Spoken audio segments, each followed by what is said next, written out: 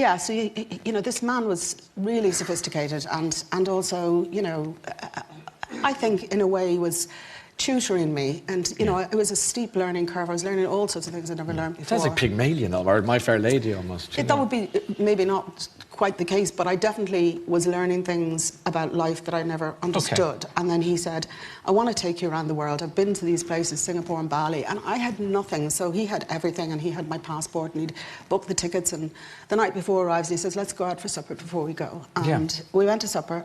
I still do not know what I said. And what's terrible about this is that the whole of my life, when I've airbrushed out everything that happened to me, this particular incident was buried so deep, I only remembered it recently, because I always kidded myself that I never married a man who abused me, that it happened after I married him. But this night, we were coming back from dinner, and I said something to irritate him. I don't know what it was.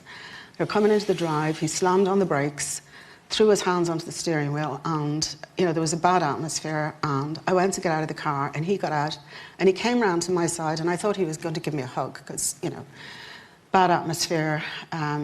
Instead of that, he grabbed my head and he slammed it off the side of the car, and really forcibly, and then he just casually opened the door of the house and walked in.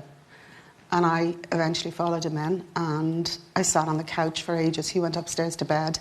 And I was really stunned. I kept saying, God, did that really happen? Did he really do that? And he was so normal and casual about just going up to bed. And all night I'm sitting there thinking, you know, what am I going to do about tomorrow? And here's the terrible thing. If I'm being really honest, and I am, yes, I was also thinking, how are you going to camouflage the bruising that had started around the side of my face here? Did you camouflage it? Yeah. I got up the next morning.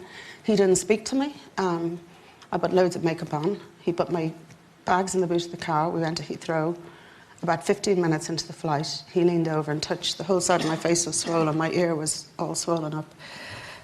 And he had tears in his eyes, and he said, I'm really, really sorry. That was a terrible thing for me to do. And it was the stress of work and the holiday, and, you know, I shouldn't have done that. And I think I learned later that this was part of just a process of apologising. And when you love someone and believe they loved you, yes, you forgive them.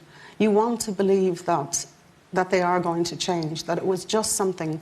In fact, it was the start probably of me saying to myself, I was to blame, because he alluded to that. He said, you should have known not to say that.